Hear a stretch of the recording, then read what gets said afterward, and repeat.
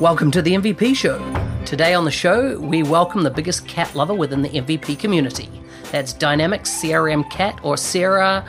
Yeah, I'm not even going to try and pronounce her last name. She's an MVP for the last 2 years. She works out of London.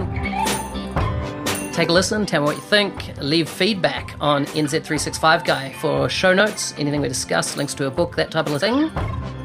Check out nz365guy.com/45. Now, let's hear from Sarah.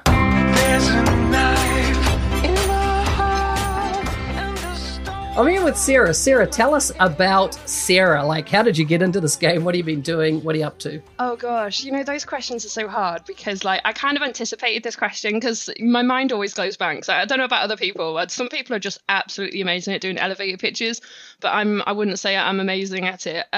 So let's just give you a little bit of a kind of a one-liner about who I am at the moment. I like it. Yeah, like kind of what persona I've got. It's like I'm a user story or something, right? Constantly evolving. Yeah, for sure. I like the way you put that, actually. It was much better than me. So I'm Sarah Critchley. So at the moment I work, I have a background in consulting, but I currently work in research and development at the moment. I work quite extensively in the Microsoft partner space. And at the moment I'm looking at doing industry solutions and working on a lot of proof of concepts and actually like relationship building. So I often connect the dots between clients, get people talking. A lot of it's about like new features, upgrades, and all of those things that really delivery teams don't get time to do. Delivery teams are so focused on delivering a project, they often don't get time to do some of the cool stuff, which is really, really disappointing for them. So getting them on board, doing like kind of creating virtual teams and stuff is kind of what I do. How did I get into it? Wow. That's like kind of, I talk a lot, right? And you said that we only have 30 minutes. So I used to be a travel agent, right? So you kind of might be, and also I used to work in a call center. So it's, after I did criminology, I've got my background in criminology. So I literally fell into this. So I think it was just lucky that when I first I really wanted to get into tech, but I've almost no background in tech. My background is in like social care and social work and very much so that health space. So going into kind of the workplace after university, I was just bored. My brain is just so active, it's thinking all the time. So I wanted to kind of get into tech, but I had absolutely no qualifications, no experience in it. So a lot of people can probably empathize with that scenario, and it's what a lot of people are actually in. And I think that I wanted to take the leap to kind of try to formalize that. So I started my master's degree in computer science on the side. So I was currently doing my just kind of, I want to say crappy job. I don't mean it in that way. But I give 100% respect to people who do that. Just it wasn't right for me. So I was kind of doing a full-time job as well as doing my studies. But then I was lucky enough to get a position for a trainee test analyst, trainee QA analyst. So that partner was actually did Navision and did Dynamics 365, or CRM as it was known. So I was just so lucky that I kind of fell into that company, and then it kind of went from there. Really, my brain was just like so happy, and then it kind of picked, I remember having that, funnily enough, I remember going back home and thinking, Sarah, like, what do you want to specialize in? Do you want to specialize in Navision or Nav, or do you want to do CRM? And I remember just loving the fact that CRM, like Dynamics, is so .NET based. It's really grounded in some quite well-known technologies, and that was the biggest thing for me. So I invested then all of my spare time into learning CRM on the side of then doing my other job and doing my master's degree at the same time. And that's really how it started. And I don't think I've stopped doing that kind of stuff. Wow, man, full on. So anyhow, do you know how to hide the bodies? Yeah, sure. Yeah. Yeah. If you study criminology, I assume you know how to get away with crime. That's more forensic science. So criminology was awesome, actually. But it was interestingly, it was just when the whole kind of cybercrime piece and stuff like that was all coming out. So it wasn't too tech focused. It was a little bit, but I did a lot of my specialization in kind of culture as a crime, and very much so that like kind of society and social research side of things, which is actually a little bit of what I do for some of the volunteering that I do in the community at the moment. Okay, so I think we need to kind of call out the elephant in the room. and that's about cats. Oh yeah. I mean, you've got a Twitter handle, CRM Cat. Tell us about cats so we can just kind of get that out on the table get it quickly. Out the way. Yeah. Just so I don't mention it in like kind of 20 minutes and I just don't stop talking, right? Exactly. So yeah, I mean, that's enough. No, sorry, carry on. I wouldn't listen to you, you know that, right?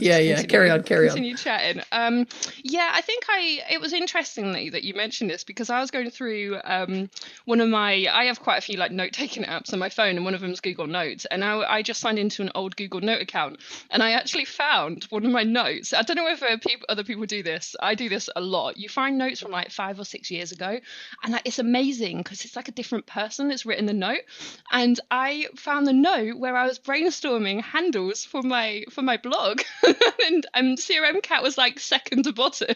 Is that right? Yeah, for sure. Like there was loads of random crappy ones. It's funny you mentioned that actually, but I love finding like old notes like that, especially like I do write a lot of lists and kind of goal lists, and it's great to just check in and find them and say, oh hey, did I actually meet those goals? And sometimes you do realize how insignificant some of the goals are and how significant others are, so when you do that. But talking about cats, I mean, I wanted, I think I don't like my last name because people find it hard to pronounce and spell. So I didn't want it to be and Sarah's quite a generic name. I'm so jealous of people that have got like really nice names. You should try Mark. If you want a plain name, let's go with Mark and a last name like Smith. Wow. True, but then people know how to spell Smith, right? Yeah, true. No, they don't. Some people don't.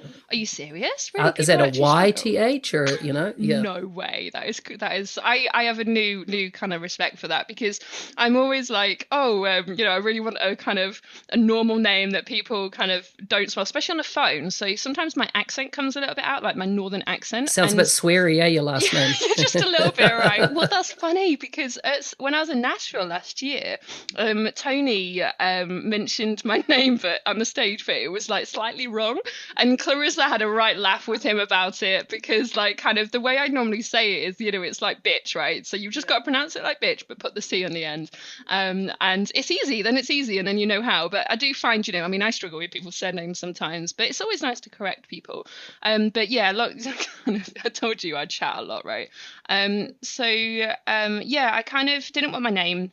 I love cats, so I kind of thought, oh wow, and obviously this was back in the days when it was CRM, so I kind of thought, oh, that would be nice, and just like anyone else, the handle was available, so I just took it.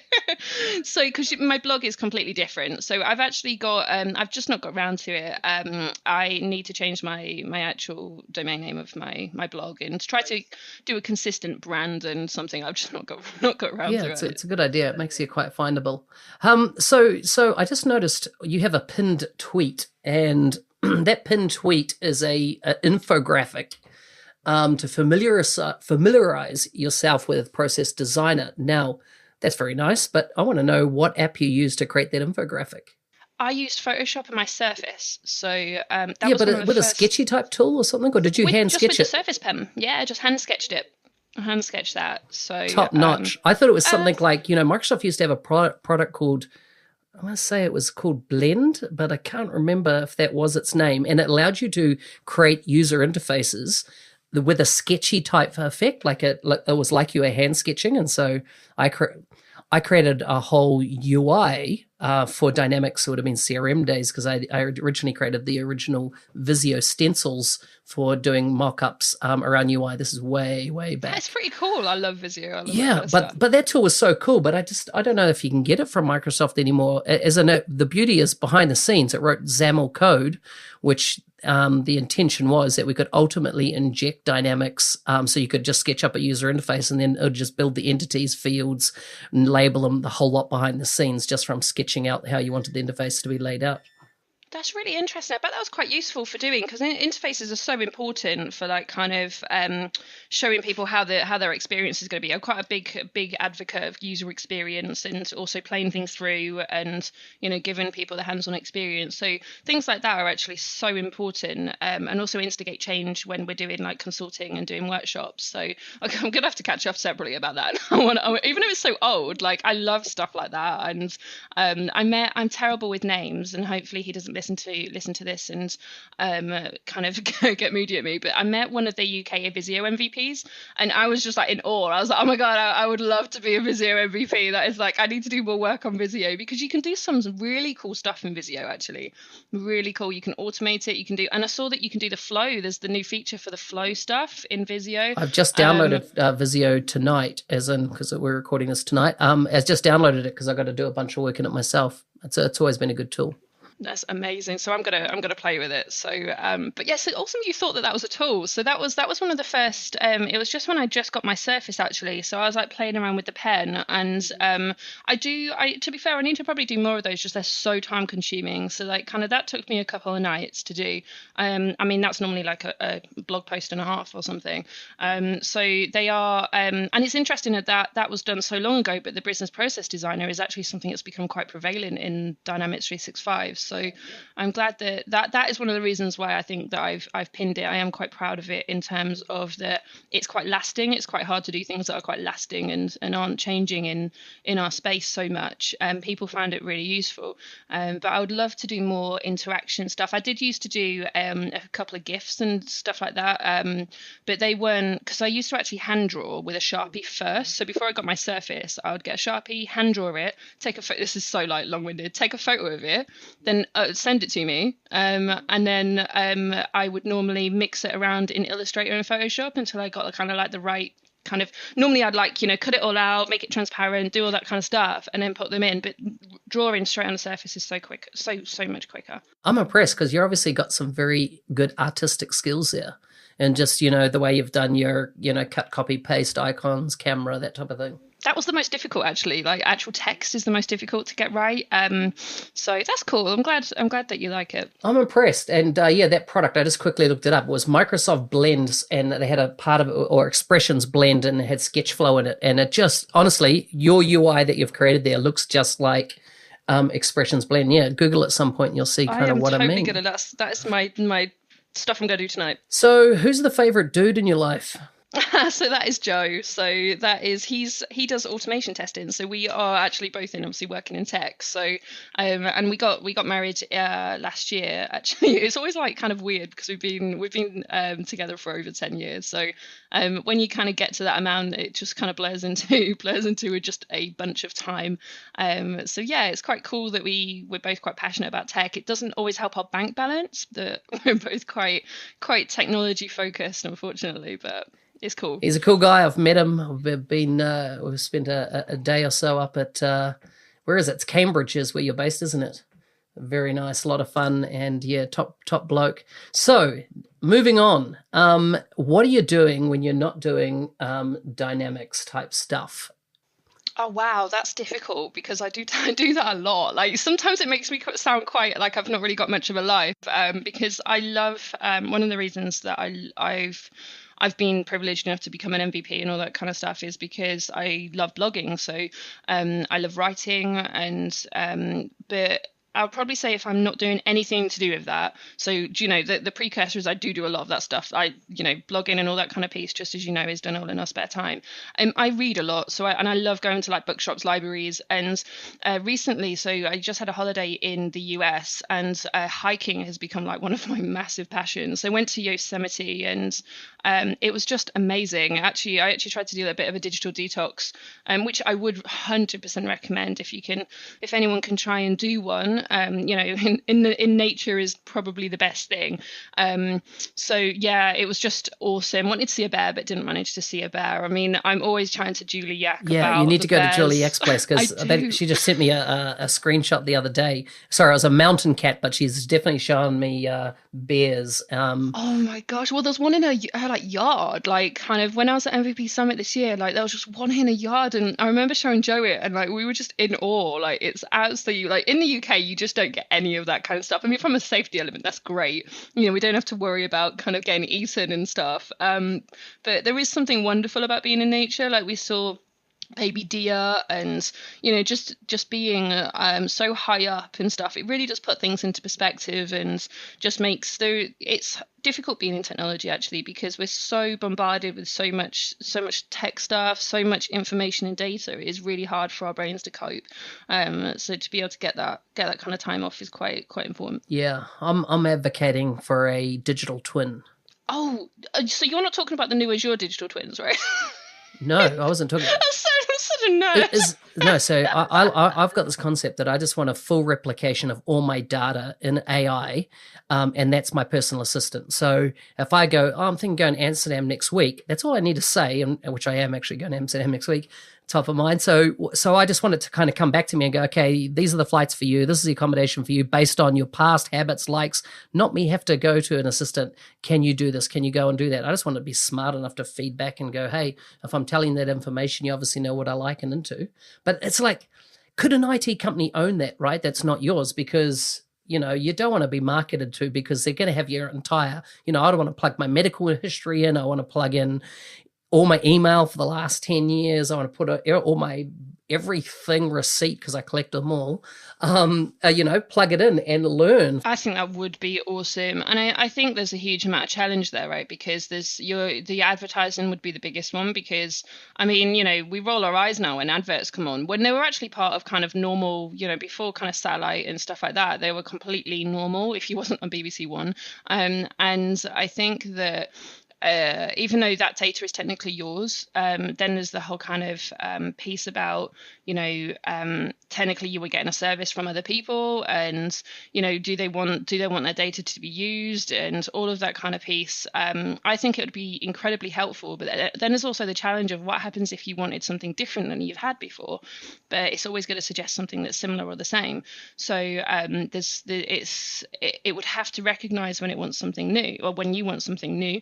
And to try to get, I'm fascinated by things like natural language processing and that kind of communication element, because things like that are just, that's like kind of next level. I mean, I say next level, it's been out for ages. Yeah, but it's nowhere near at the level you want it, right? Like when I moved to the UK, I got Alexa, I got Google Home, I got 5 of them in my small apartment, and I'm constantly practicing, using voice commands and stuff. But man, what my mind wants and what I think's possible is like, it's not even, it's not even been born yet. I feel like we're at, I reckon it's still in gestation phase.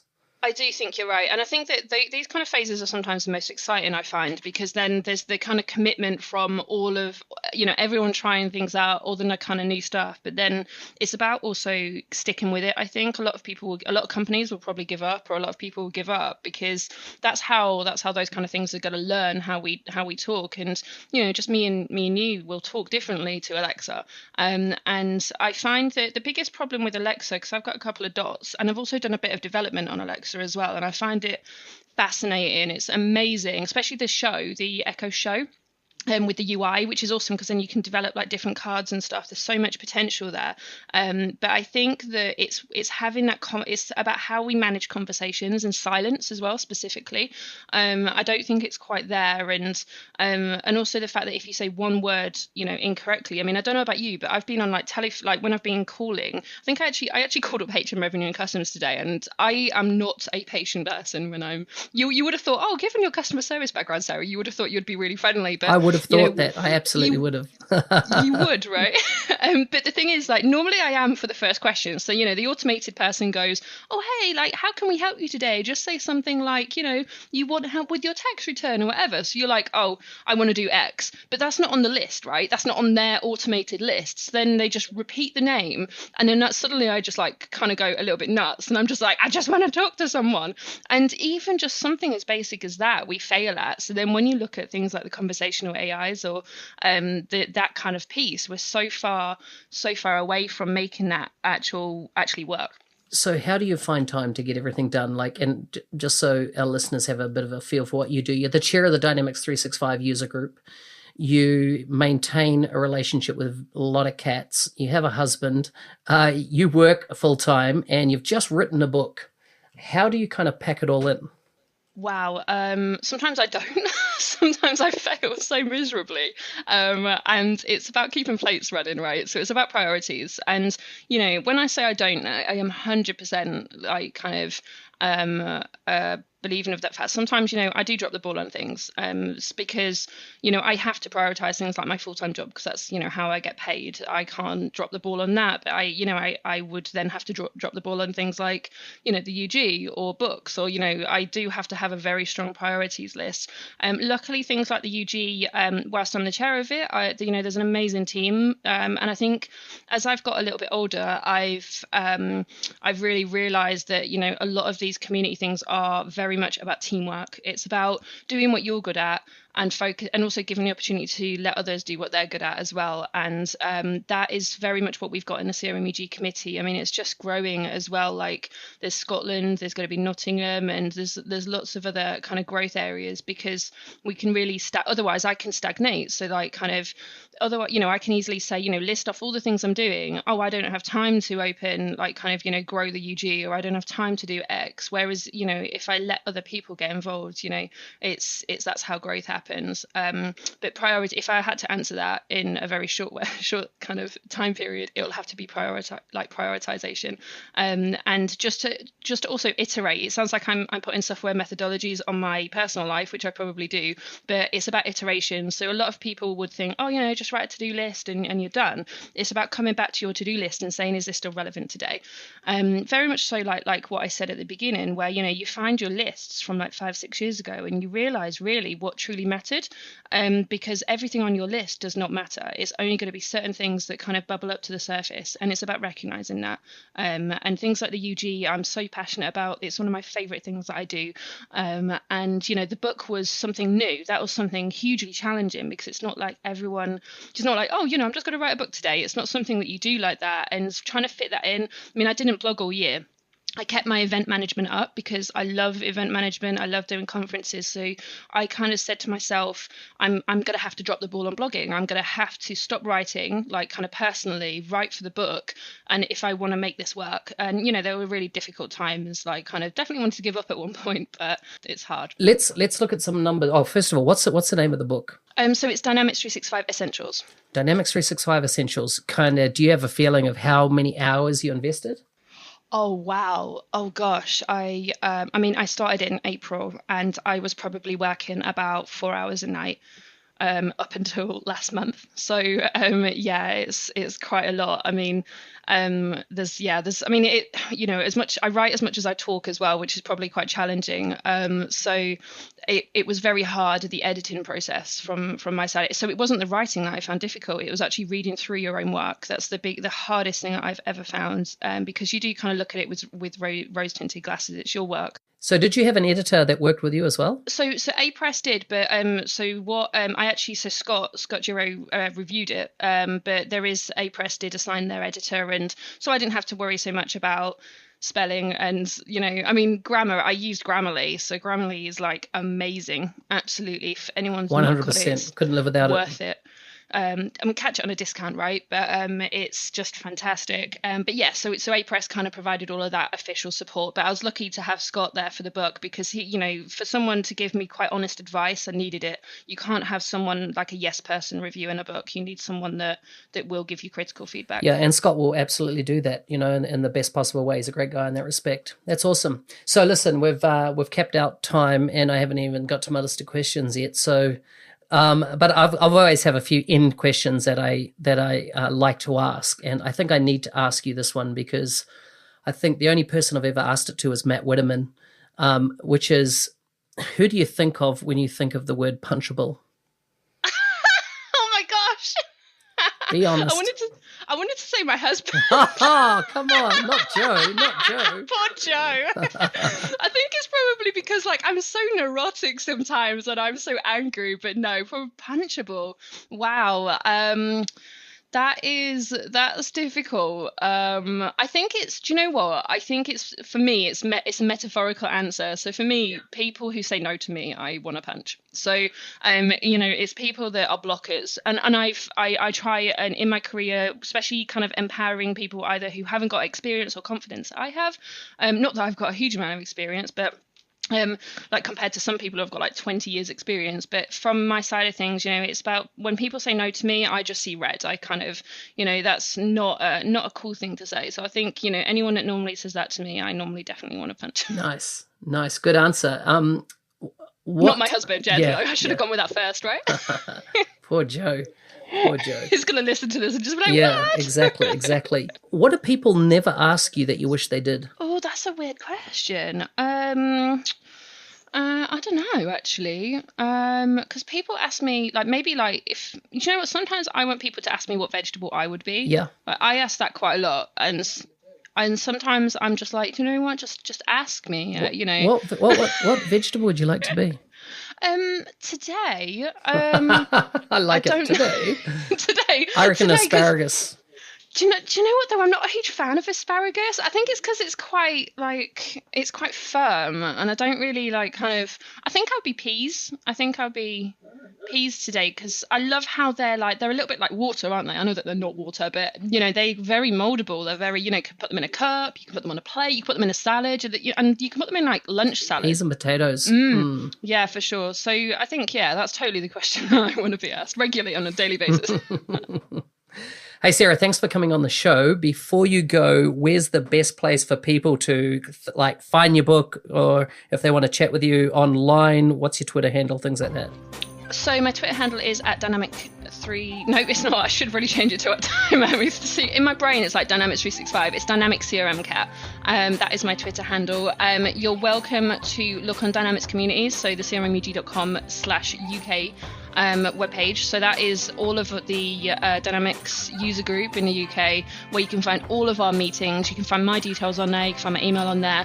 And obviously, I'm quite responsive on Twitter, to be honest. And for the book, so if you just put Dynamics 365 in Amazon, you'll find my book on there as well. And it's also linked on my blog, which is crm.fuelbysleep.com.